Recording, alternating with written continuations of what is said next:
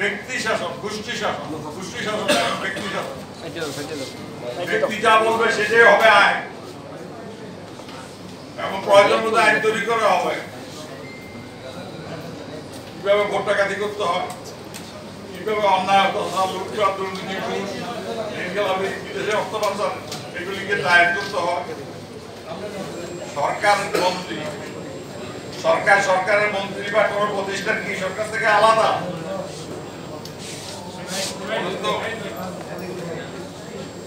যে প্রতিষ্ঠানগুলি আছে রাষ্ট্রের, এগুলি কি সরকার থেকে আলাদা?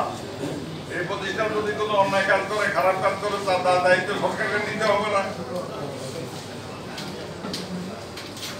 দুর্নীতি রাষ্ট্রকে ঘিরে ফেলে, এটা কিছু নাই। রাষ্ট্র বলে কোনো কথা নাই।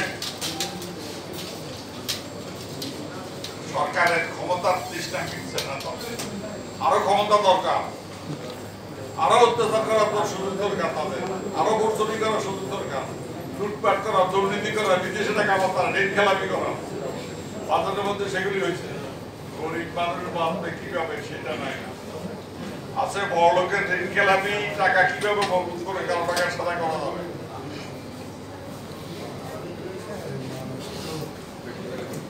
তারপর সরকারের ক্ষমতার চেষ্টা করছে না। এই পরিস্থিতিতে দেশ আমাদের পৃথিবীতে একটা দেশের সরকার গঠন হতে যাচ্ছে। ওই নেতা বলছে, যেমন আমাদের এখানে অনেক বহুদলীয় ঐক্য আছে। আমি জাতীয় ঐক্যমতের কথা বলেছি, মন্ত্রী হয়েছে। আমার ছেলেরা বলেছে আমার বাবার পিছনে কেউ গালি দেয়।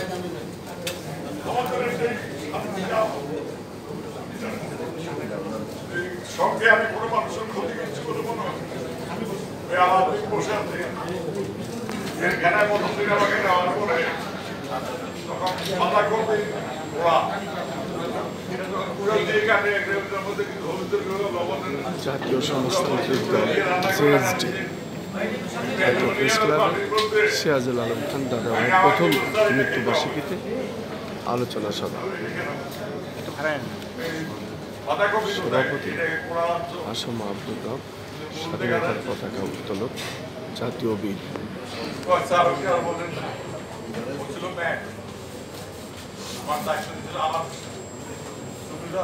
সুবিধা ছিল বাঙালি পরিশোধ করে দেওয়ানির পাশে, বাংলা গারদের পাশে ১.৫ বছর আমাকে একটা কাগজ, একটা কলম, একটা কাগজ ছিল, আমাকে মাটিতে পা লাগাইতে দেয় না। ১.৫ বছর রাত্রে পাগলা পাগলদের চিৎকারে আমি ঘুমাতে পারতাম না। ওই আমার সিগারেট দে, আমি আপনার চা খাওয়া। পরে একদিন আমি গেটে দেখা করতে যাচ্ছি ১.৫ বছর পরে, দেখি কেউ তোর গোসল করার চাকরি চিৎকার করে বলতেছে যে তোর কাছে আমি কালকে সিগারেট দিই, সিগারেট দিস নাই। আমি বললাম সিগারেট তো নিয়ে আসবো, গেট থেকে আসবো। আমি গেট থেকে আসার পর ওরা নিয়ে আসছে।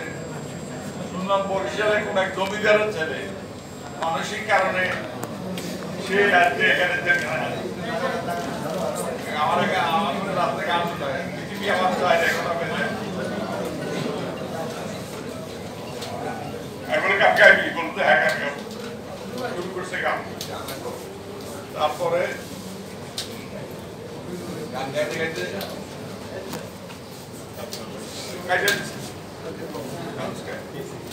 বলে যে আমি তো পাগল ছিলাম না, আমার এরা পাগল করে ফেলবে।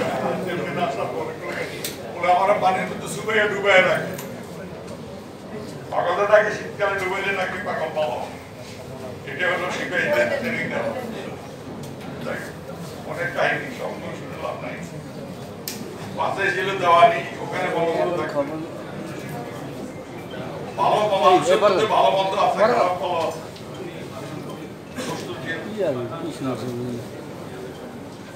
কিন্তু আজকে বঙ্গবন্ধুর নামে যেগুলি চালানো হচ্ছে, এগুলি অনেক কিছুই তাতে উনি ছিলেন না, উনি জানানো ওনার দলের লোকরা আজকে বলেছে একদম সহজবার নামাজে নাকি বাংলাদেশ স্বাধীনতা মানা। আমরা বলছিলাম সহজবার লাঠি মারো বাংলাদেশ স্বাধীন।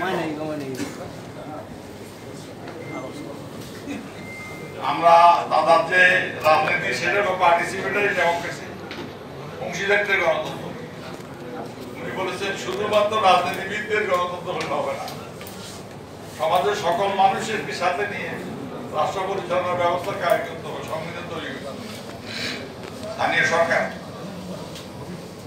এই গাইডলাইন উনি দিয়ে গেছেন, এটা নিয়ে যারা সিরাজুল হক খানকে ছেড়ে চলে গিয়েছে, আমি এখানে আছে, সে বলবে আমি সারি যাইনি, অনেক জনতা গেছে আমার তার চেয়ে বেটার চিন্তা এই দেশ জাতিকে নিয়ে আর কেউ যদি করতেন তাহলে অবশ্যই চলে যেত। যেহেতু সিরাজুল হক খান এদেশের মানুষকে ভালোবাসার জন্য উৎসর্গ করে দিলেন, যেহেতু তাকে ছেড়ে যেতে পারে। তাই হোক, তো আমি চলে যাব, আপনাদের অনুরোধ করি জাতিকে বাঁচাতে, এরা জাতিকে শেষ করে দেবে, এই জাতি তাদের কিনার চলে। আপনাদের অনুরোধ ঐক্যবদ্ধ ভাবে, কোন দল একক ভাবে বাঁচাতে পারবে না, সব নেতারা একসাথেও বাঁচাতে পারবে, জনগণকে ঐক্যবদ্ধ, ছাত্র শ্রমিকদেরকে ঐক্যবদ্ধ। আমি ছাত্র ছিলাম, আমার ছাত্র ছিলাম, ছাত্র এবং শ্রমিকদের কোনো কিছু কাজ নাই, তারা নিজেরা আয় করে, নিজেরা খায়, তারা কারো কাছে জবাবদিহি করে না, মা বাবার কাছে সংঘবদ্ধ ভাবে থাকে। তাই আমার শুভাকাঙ্ক্ষী একজন নাই, ডক্টর লাভরত, মৃত্যুর শেষ মুহূর্তে তার ডায়ালিসিস হইত, নিয়ে নষ্ট হয়ে গেছে। এই অবস্থায় সুচ খুলে হাসপাতাল থেকে এসে চলে আসতে সম্ভব, এমন মানুষ আর হবে কিনা আমাদের সিরাজুল হক খান, আরেকটা সিরাজুল হক খান কোনদিন বাংলাদেশে জন্ম নেবে আমি জানি না। আপনাদের সবাইকে আমার জন্য দোয়া করবেন, আমি আপনার জন্য দোয়া করবেন। আমি প্রাণ করে সিরাজুল হক খানের জীবনের তার যে আকাঙ্ক্ষা ছিল সেটা বাস্তবায়িত করার জন্য সবাইকে নিয়ে একসাথে কাজ করে লক্ষ লক্ষ কর্মী তৈরি করেছে, লক্ষ লক্ষ। আর রাস্তায় দেখলে পাই আমি ভুলে গেছেন, আজ থেকে 50 বছর আগের কথা, আমার কি মনে থাকার কথা বলেন? আজ থেকে 50 বছর আগের যে কর্মী যুবক ছিল, ছাত্র ছিল, সে এখন বৃদ্ধ, তার চুলদারি পাক, আমি কি করেছি? যাই হোক, গুরুদের বিরুদ্ধে আসেন, আমরা আরেক পাশে দাঁড়াই, এই বলে মহাসচিব দানিয়ারম এবং মান্না, আমি আছে, আপনারা সবাই আছে, সাইকুল ভাই আছে, গণতন্ত্র মঞ্চ আছে, আছে, এই জনগণের পাশে আপনারা সামনে এগিয়ে যান, জীবন দিতে হবে, লড়াই করতে হবে। স্বাভাবিক হচ্ছে এই লড়াই করে জীবন অনেক মূল্যবান। আমি আমার বক্তব্য বাড়াবো না, অতর্কে ছিল কালকে আমার কথা বললাম যে রতন তোর সাথে কত বছর পর দেখা, আমি মধুবাজার থাকতাম, একজন বাঙালি সৈনিক ছিল, মানিকগঞ্জ বাড়ি, ক্যাপ্টেন ছিল ওনার নাম। উনি বলতো তখন তো বাঙালিরা যারা সেনাবাহিনীতে গেছে ব্রিটিশের ইংরেজি বলতে পারতো না, বাংলাও বলতে পারতো, তো ট্রেনিং দিত লেফট রাইট বলতে খ্যাপ বিশালি খ্যাপ খ্যাপ বিশালি খ্যাপ। তো উনি যে রুমে থাকতেন ফ্লোরের মধ্যে, ওই রুমটাতে আমি একটা ফটো নিয়ে হাতে নিলাম, বলতে আপনি থাকবেন, আমি তাহলে আমি চলে যাই।